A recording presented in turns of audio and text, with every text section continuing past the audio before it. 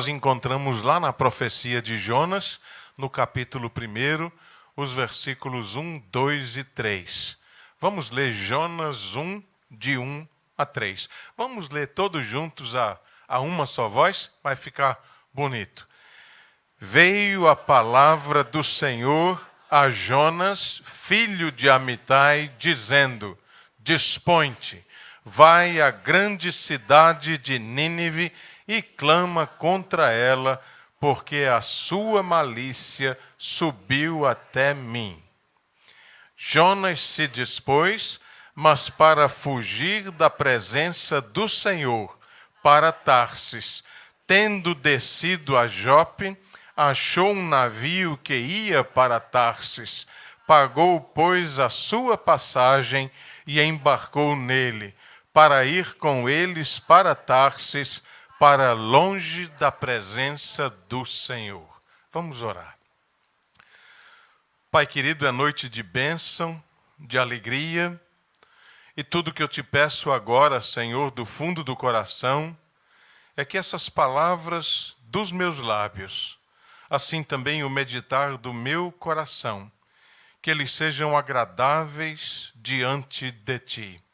Convém que o Senhor cresça, seja glorificado e exaltado, e o teu servo diminua, Senhor. Que assim seja, em nome de Jesus. Amém. Podeis sentar. Gira em torno do chamado de Deus, o chamado de Deus, bispo, para nós hoje. Eu acho que aqui nós estamos diante de um dos principais temas da espiritualidade cristã. O chamado que Deus tem para mim, para você, para essa igreja, para todos e cada um de nós hoje. O problema, meus queridos e minhas queridas, é que nós hoje não estamos ouvindo somente o chamado de Deus. Nós ouvimos também o chamado ou os vários chamados que o mundo nos faz. Se você pensar bem direitinho, vai ver que nós somos chamados praticamente toda hora e todo momento. No ambiente do trabalho, por exemplo, nós somos chamados para fazer alguma coisa, algum serviço, alguma tarefa. Às vezes a pessoa é chamada de uma empresa para outra empresa, de uma firma para outra firma. Muitas pessoas ouvem o chamado para se locomoverem de onde estão para um outro lugar, para uma outra cidade, para um outro estado, às vezes até mesmo para um outro país, construir a vida em outro lugar, morar em outro lugar. Isso sem falar, meus queridos, nesses chamados mais corriqueiros. Vem cá, me ajuda nisso aqui, faz essa lista para mim, coloca essas informações para mim no computador, faz esse pedido, escreve essa carta, paga essa conta, faz isso para mim, faz aquilo, mas faça assim, viu? Faça desse jeito, não se esqueça disso e assim por diante.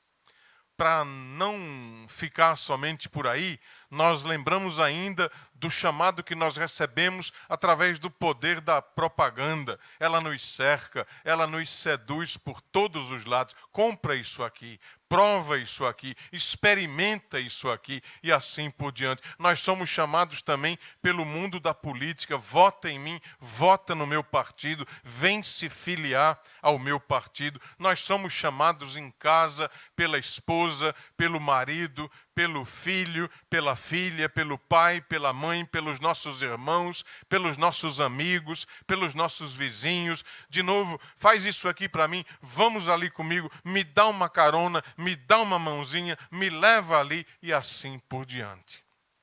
Toda hora nós estamos sendo chamados por alguém e alguma coisa ela é requerida de nós. Mas existe ainda tantos outros chamados que atingem muito mais a minha, a sua, a nossa consciência como cristãos, como homens e mulheres de Deus e do Evangelho. As opções que, diante de tantos apelos que nós recebemos praticamente todos os dias, as opções que nós temos que fazer. Será que eu devo aceitar esse convite? Será que eu devo aceitar esse chamado?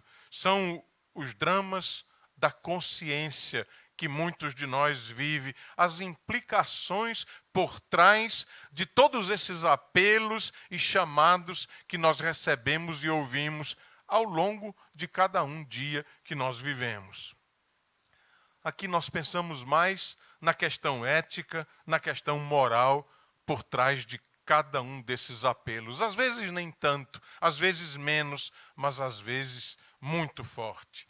Alguns chamados são bons e outros são maus. Por exemplo, nós não podemos dizer sim ao convite do lucro fácil se o lucro fácil envolve a desonestidade. Não é verdade?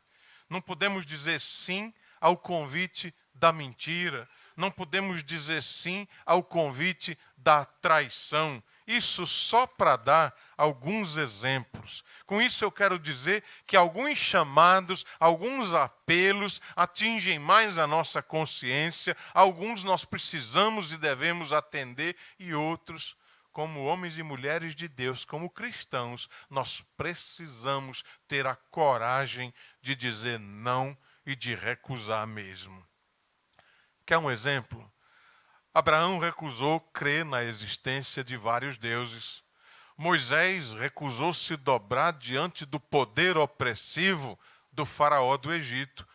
Mordecai recusou se ajoelhar perante o poder injusto de Amã. Isso nós encontramos lá no livro de Esther. Os profetas do Antigo Testamento, eles recusaram veementemente compromissos políticos que negassem a justiça social, a retidão no culto para com Deus. E por isso foram perseguidos, trancafiados e muitas vezes também mortos, silenciados.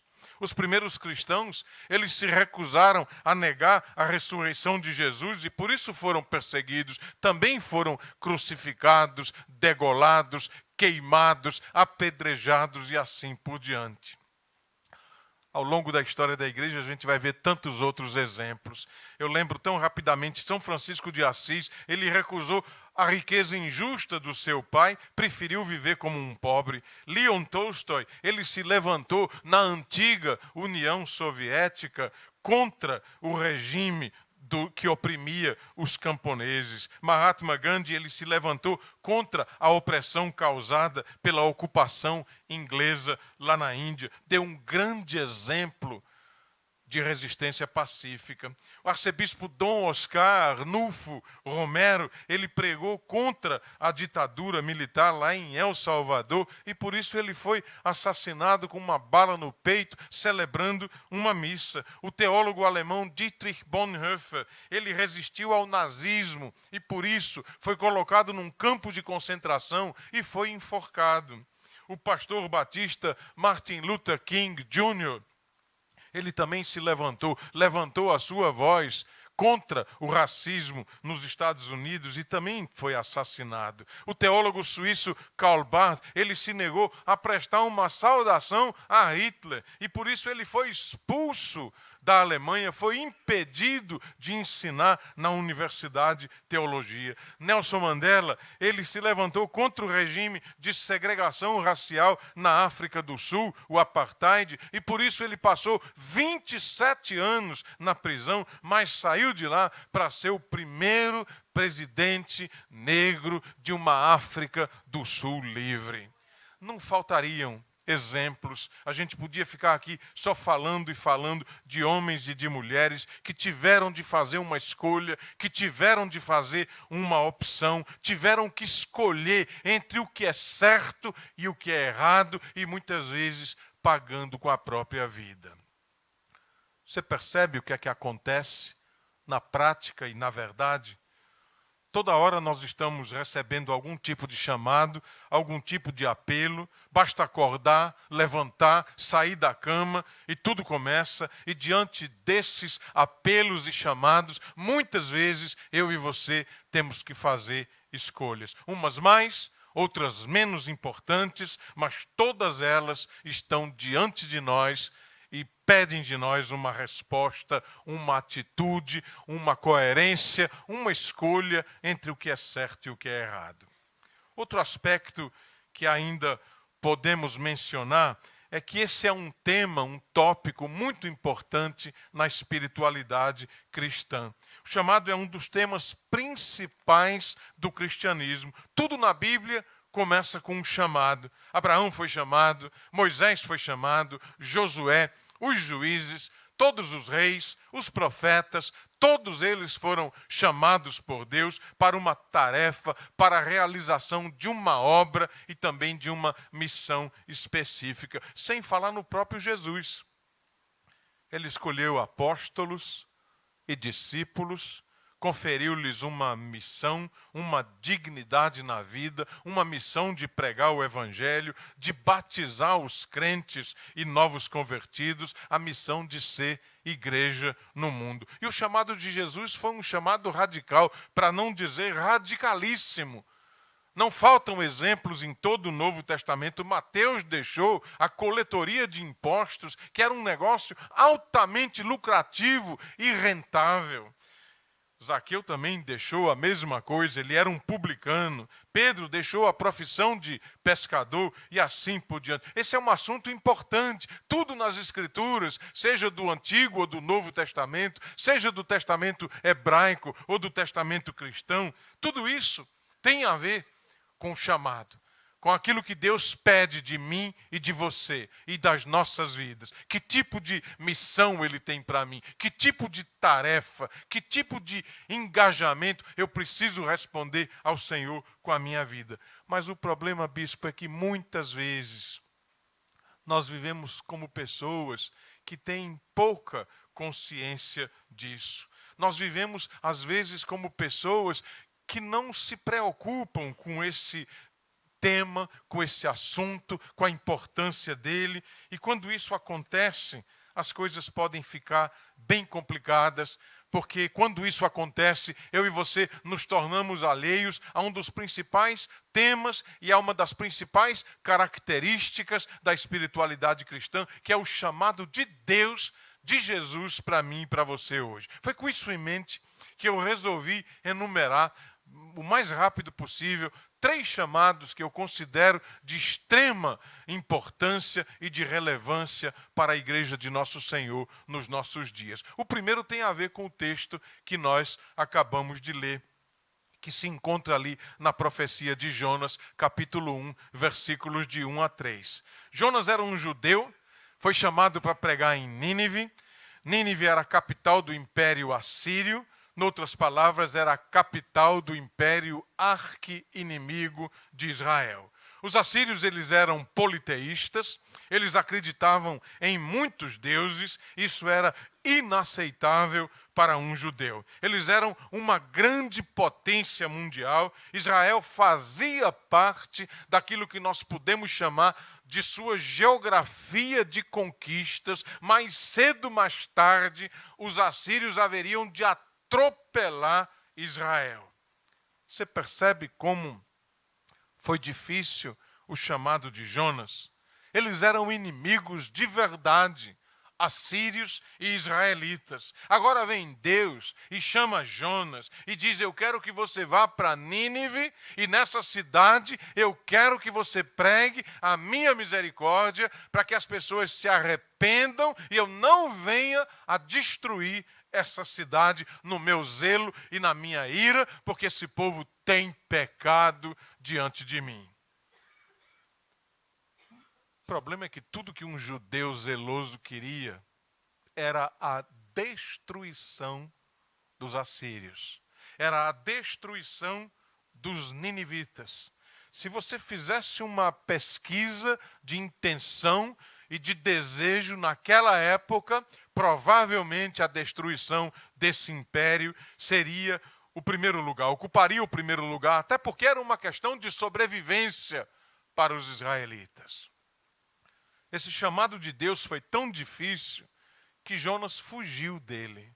Ele pegou um navio, nós lemos, se dirigiu na direção contrária de Nínive. Ele não podia aceitar, não podia sequer entender qual poderia ser o plano de Deus para a sua vida. Pregar para os ninivitas uma mensagem que os conduzisse a experiência da misericórdia de Deus era pedir algo quase impossível para um judeu zeloso. Mas aí você pode perguntar, o que é que isso tem a ver comigo, contigo, com a Igreja Cristã Nova Vida, com cada um de nós que está aqui hoje à noite, com esses queridos irmãos e irmãs que acabaram de confessar publicamente a sua fé e a sua lealdade ao Senhor Jesus. Olha, bispo, eu acredito que tem tudo a ver. Esse livro de Jonas, eu considero um dos livros mais relevantes de toda a Bíblia e de toda a Sagrada Escritura para nós hoje.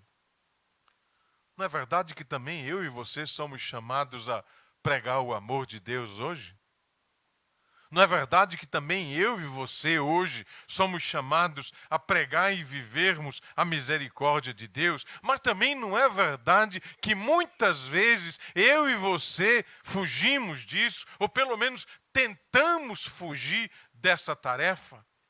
Às vezes, como Jonas, nós tomamos uma direção contrária. Por exemplo, quando Deus pede que você faça o bem ao seu inimigo. Quando Deus pede que você ame o seu inimigo, uma pessoa que lhe fez mal, que se levantou contra você. Quando você está ajoelhado antes de dormir e você está orando e o Espírito vem e sugere, ou espera, ou levanta, deseja levantar você para orar justamente por uma pessoa que tem feito mal a você. É fácil fazer isso? É fácil visitar o inimigo? É fácil fazer o bem uma pessoa que lhe desejou, lhe deseja o mal e quando pode ou como pode prejudica você? Pode não ser fácil. Jesus não disse que nada seria fácil. Ele disse, quem quiser ser o meu discípulo vai tomar a sua cruz, vai negar a sua própria vida, vai seguir após mim, não vai fazer o que quer, mas vai viver segundo a vontade de Deus. Também nós, eu e você, somos chamados a sermos testemunhas do amor de Deus. Sabe onde? Nas muitas Nínives que existem hoje. Deus também nos chama, a mim e a você, para deixarmos o conforto da nossa sala de visitas, televisão, home theater, Netflix, tudo mais que você possa imaginar, para descermos a cidade da impenitência, com toda a sua sujeira, com toda a sua carência, para procurarmos os doentes que precisam do remédio que nós temos e conhecemos e podemos apresentar. O remédio que Deus tem para essas pessoas. Mas sabe de uma coisa? Ir a Nínive é difícil. Nínive pode ser sinônimo de toda a praça de violência e de discórdia. Nínive pode ser sinônimo de todo gueto, de toda a periferia, de todo o ambiente escuro, sem esperança. Mas Deus nos quer ali. Uma das primeiras coisas que me encantou nessa igreja, na primeira vez que eu participei de um culto aqui, foi o projeto Igreja na Rua. Esse viés, essa inclinação social que essa igreja tem. Esse é para mim um dos grandes chamados que nós temos, o chamado de encararmos as nossas Nínives, pois assim como Jonas, também eu, também você, somos chamados hoje, principalmente, se até o dia de hoje você não entendeu isso, então a partir de agora você entende, somos chamados a encararmos, enfrentarmos, muito mais que isso, em nome do amor e da misericórdia de Deus, abraçarmos as nossas Nínives. Sabia que todo cristão tem a sua Nínive? Sabia que você tem uma ou mais Nínives na sua vida? Você conhece a sua Nínive? Não tem que ser somente uma praça de discórdia e de violência, não. Um gueto e uma periferia, um ambiente escuro. Não. Nínive é sinônimo também de todas aquelas coisas que são custosas, e porque elas são custosas, nós preferimos não fazer. Nínive pode ser sinônimo de lugares que nós não queremos ir, porque são distantes, difíceis, de difícil acesso. Nínive pode ser sinônimo de pessoas que nós não gostamos e preferimos não ter contato. Sabe aquela pessoa que vem num lado e você está no mesmo lado da calçada e aí você vai para o outro lado tentando não encontrar, não ver, não bater com a vista e com os olhos? Nínive pode ser sinônimo de você dividir recursos, de você assumir algum tipo de sacrifício em função de alguém que precisa. Nínive pode ser sinônimo de arrependimento, de reconhecimento, que você precisa mudar, que nós precisamos mudar. Quando nós erramos, onde nós erramos, o que precisamos fazer diante de Deus para que essa situação seja reparada. Mas sabe, como Jonas, a maioria de nós procura fugir das nossas Nínives, procura fugir das nossas responsabilidades e deveres, mas de um jeito ou de outro, mais cedo ou mais tarde, tenha certeza que o bom Deus vem, o Espírito de Deus vem, Deus acontece de uma forma especial nas nossas vidas e nos confronta com a nossa responsabilidade. Quando isso acontece, sabe o que acontece? Desculpe a redundância, como Jonas, é possível que nós venhamos a naufragar num oceano profundo. É possível que nós sejamos engolidos pelo medo e pela desconfiança. É possível que nós sejamos tragados por um quarto escuro de depressão. É possível que nós percamos a nossa paz. E precisemos, assim como Jonas no ventre do peixe, lá no abismo do mar, fazer aquela experiência de arrependimento profundo, verdadeiro, e aquela oração, da minha angústia clamei ao Senhor e Ele me ouviu quando gritei por socorro. Somente quando nós estamos prontos a encarar as nossas Nínives, somente quando nós estamos dispostos verdadeiramente a fazermos essa experiência de arrependimento e de volta, é que acontece uma ressurreição da vida em nós. Acontece uma ressurreição e uma nova vida e um renascimento, como pastor Mateus disse tão bonito no momento do batismo. Mas ao longo da vida, muitas crises vão pedir de nós uma ressurreição, uma nova vida, uma nova postura. Mas deixa eu correr por causa da hora. Segundo lugar, eu acredito que nós somos chamados para sermos e agirmos como Simão Cireneu. Você já ouviu alguma pregação sobre Simão Cireneu? Eu nunca ouvi. Nunca ouvi uma pregação que focasse a vida daquele homem que, no caminho do Calvário, quando nosso Senhor caiu pela terceira vez, ele tomou a cruz do Senhor, porque o Senhor não tinha mais força para carregar a sua cruz, e aí ele recebeu a ajuda de Simão Cireneu. Eu acho que com isso aquele homem, desconhecido até então, se tornou uma espécie de parábola viva, um exemplo vivo para os crentes, para os cristãos, homens e mulheres de todos os tempos e épocas.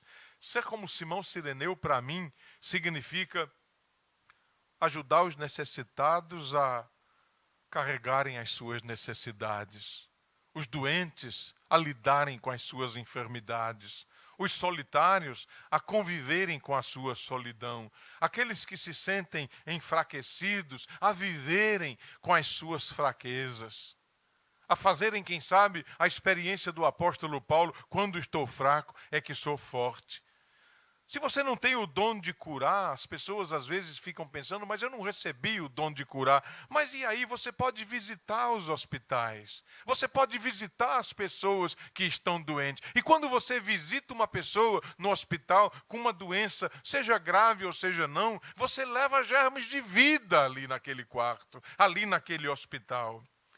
Às vezes aquela pessoa está experimentando um desespero e chegar alguém e falar alguma coisa e ler um versículo, um capítulo da Bíblia, dizer: meu irmão, minha irmã, você deseja uma oração? É tudo. Se você não tem o dom de pregar em público, não se assuste com isso. Mas também Se você não prega em púlpito, não vai lá na igreja, na frente para falar, se você tem mais uma introversão, uma timidez, também não se assuste com isso, mas também não perca tempo usando suas palavras, as palavras que você sabe, quem sabe no ônibus, caminhando pela rua, pegando uma carona, no local de trabalho, na escola onde você estuda, seja no primário, no ensino médio, seja na universidade, use suas palavras. Use suas palavras para aconselhar, use suas palavras para mostrar o amor de Deus, o plano de salvação. Tanta gente precisa ouvir tudo isso que você sabe e pode dizer. Mas, acima de tudo, pregue com a sua vida. Um grande santo disse, olhe, se for preciso, fale, mas, preferencialmente, pregue com a sua vida.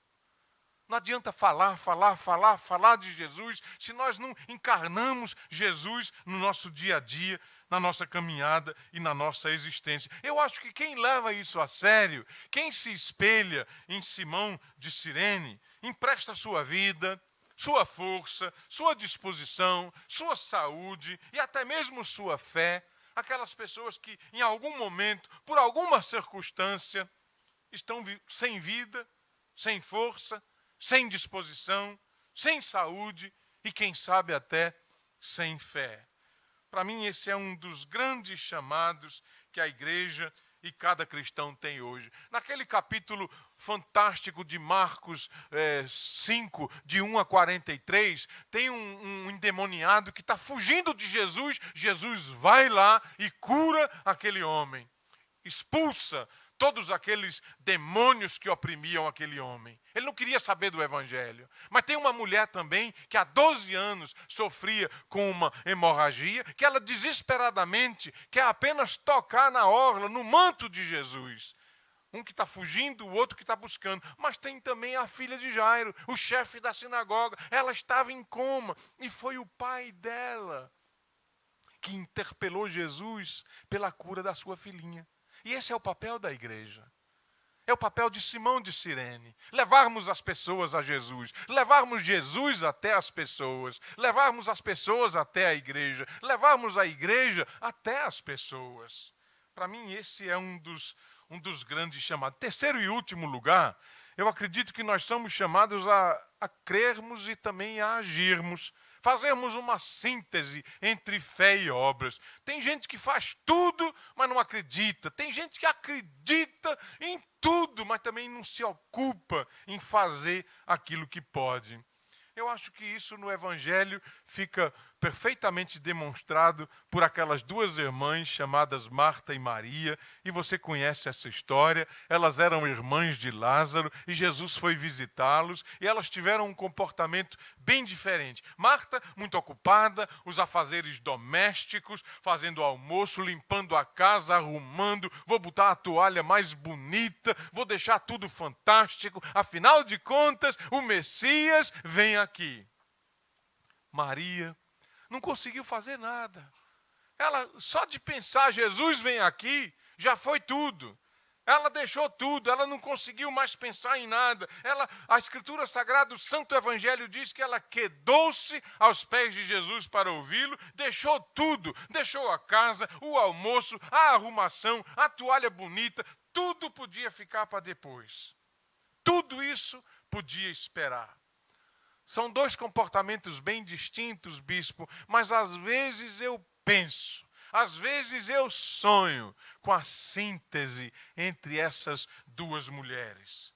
Que adianta orar muito e não fazer nada. Tem gente que ora, mas não sabe traduzir essa oração em gestos de amor. Mas também tem gente que faz muita coisa, se torna ativista político, entra em partidos e assume compromissos com obras assistenciais, mas não sabe o que é orar, não sabe o que é falar com Deus. A síntese entre Marta e Maria é a síntese entre oração e ação. É a síntese entre saber e praticar. O teólogo brasileiro Leonardo Boff, ele escreveu um livro que eu acho tão gostoso de ler, a águia e a galinha, e ele diz que a galinha fica a vida inteira catando os grãos. Ela tem as asinhas, mas não voa. Ela está presa ao chão. Já a águia está sempre nas alturas, olha para a terra só de longe e só vem lá quando precisa de alguma coisa. A síntese entre ambas, para Leonardo Boff, seria a síntese entre o céu e a terra, entre olhar para Deus sem esquecer as necessidades da terra, entre voar alto pela fé, sem perder de vista o dia a dia, as necessidades do aqui e do agora. Acho que encontrar essa síntese, encontrar essa harmonia, é uma tarefa das mais importantes, é um grande e glorioso chamado de Deus, de Jesus e do Divino Espírito Santo para a sua igreja hoje. Você concorda comigo? Quem concorda, por favor, diga amém. Foi bom, mas pode ser mais forte. Amém? Amém? Eita. Mas o que é que acontece que na prática nem sempre nós conseguimos traduzir tudo isso numa forma de viver? Nem sempre nós conseguimos transformar o nosso estilo de vida. Minha suspeita é que o nosso maior problema não é o comodismo. Nosso maior problema deve ser o medo. Se vocês fossem acomodados, estariam agora em casa. Teve um retiro tão lindo da liderança lá em Xangrande. Todo mundo deixou tudo e foi para lá. E ficaram internos desde sexta-feira de noite. Você também podia estar em casa, mas você escolheu vir aqui para a casa de Deus. Eu não acho que o nosso maior problema seja que nós estejamos acomodados. É verdade, muitas pessoas vivem na sua tal chamada zona de conforto. Mas eu acho que a minha suspeita é que o nosso maior problema não seja o comodismo, mas sim o medo. Olha, é ele que nos freia, nos impede e nos paralisa. Muitas vezes é assustador pensar em ouvir a voz de Deus dizendo: filho, você precisa perdoar. Você precisa oferecer a outra face. Você precisa dar o braço a torcer. É mais difícil ainda quando Deus nos diz: você precisa pedir perdão. Você precisa mudar de vida. Você tem que sair de onde você está, porque eu te quero em Nínive. E aí? Qual é a sua Nínive? Quem é a sua Nínive? Onde fica a sua Nínive? Já pensou se o Divino Espírito Santo pede a você para viver como sireneu? Já pensou se ele te pede para você fazer a síntese entre oração e ação? Nós precisamos vencer os nossos medos, quebrar todas essas barreiras que nos separam do ideal de Deus, do chamado que Deus tem para mim, para você e para todos nós que estamos hoje aqui. Olha, eu quero terminar lendo uma poesia e contando uma história. Primeiro a poesia, depois a história. A poesia, ela vem, não é uma poesia, ela é a junção de dois textos diferentes. Um de uma teóloga chamada Giuliana Martirani e a outra de um bispo católico romano que escreve muito bonito, Dom Tonino Belo, e eu adaptei esses dois textos numa espécie de poesia. E se não for pedir muito, eu gostaria de sugerir que você baixasse sua cabeça, fechasse os seus olhos e apenas ouvisse. Diz o texto em forma de oração: Senhor, fala ao meu coração. Eu falo. Mas por que você tem medo? Você não sentia medo com aquelas pessoas que te levavam a deslizar pelos pântanos da vida? Mas você tem medo de mim? Quem conhece você melhor do que eu? Porventura alguém conseguiu ver os teus talentos quando eles nem eram visíveis? Sufocados que estavam debaixo de 1000 crostas? Porventura alguém se fixou em você como eu fiz?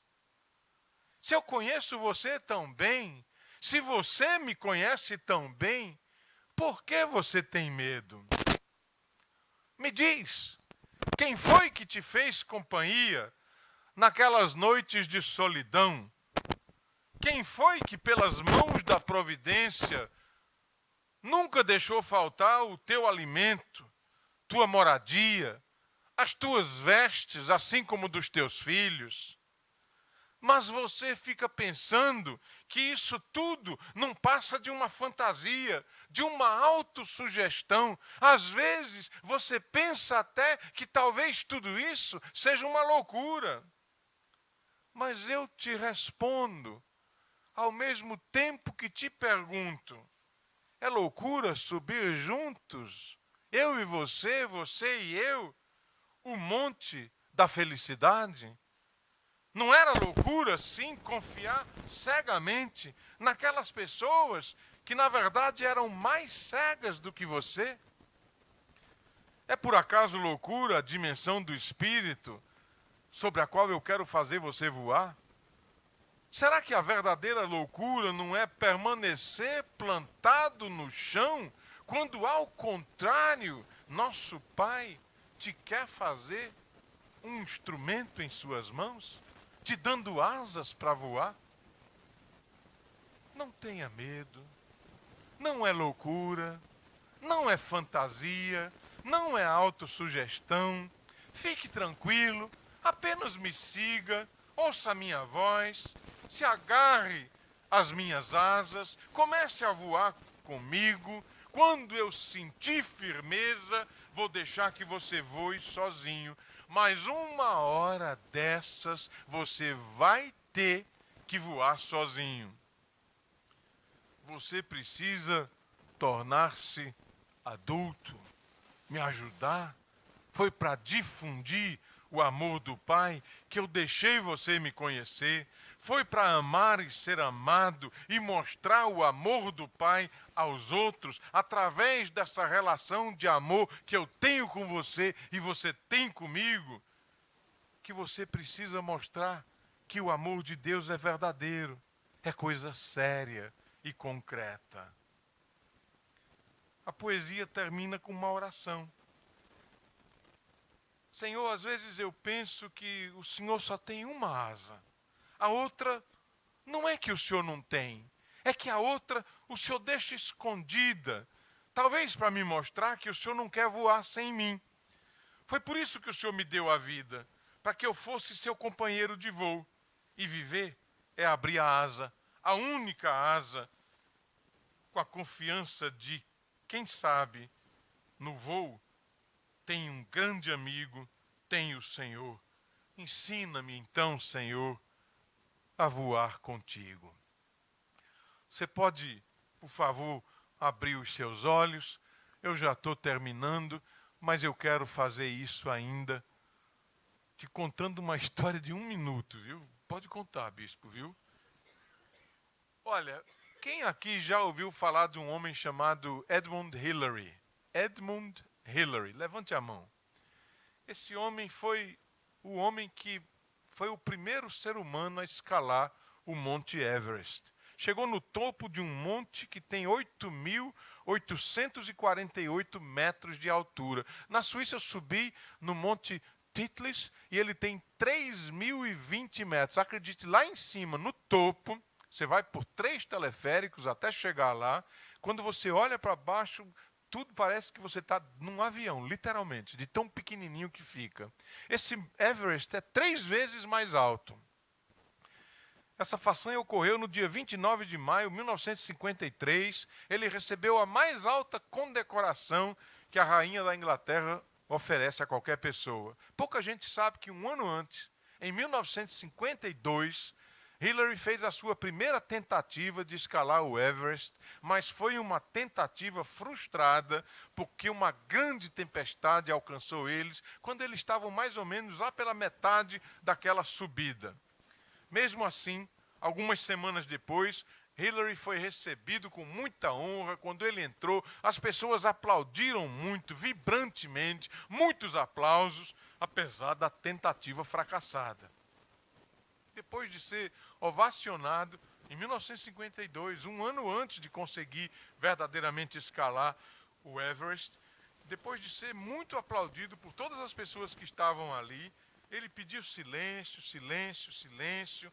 Aí olhou para uma foto, não tinha um discurso preparado, olhou para uma foto que tinha lá do Monte Everest e olhou para o público e disse: Monte Everest, essa vez você me venceu, mas na próxima quem vai vencer sou eu, porque você parou de crescer, mas eu ainda não.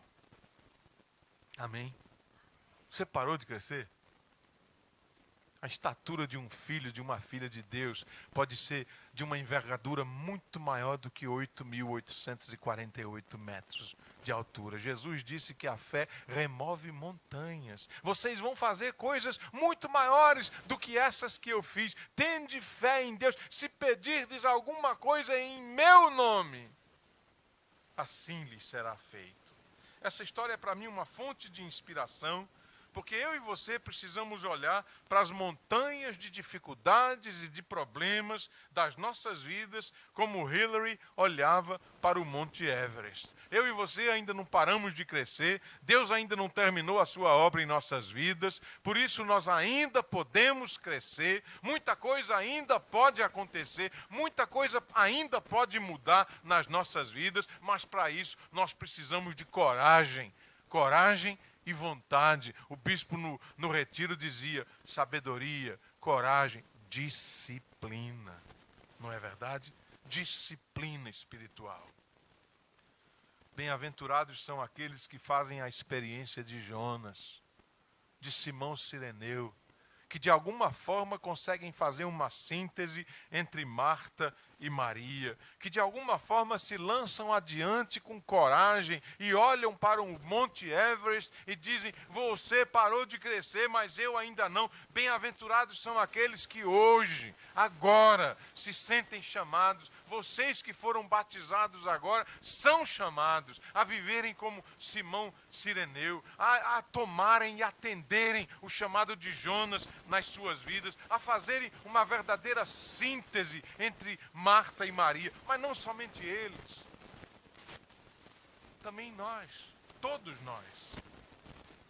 Quem atende esse chamado com amor e fé, descobre a vida mais linda que existe, que é a vida com Deus. Eu deixo com você a palavra que se encontra em Isaías 41, a partir do versículo 15, um texto pequeno que diz assim: por favor, se possível, feche seus olhos, coloque a mão no seu coração e receba essa palavra.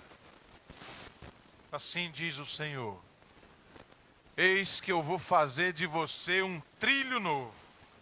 Vou armar você com lâminas duplas. Você vai trilhar os montes e vai abrir caminho nos outeiros.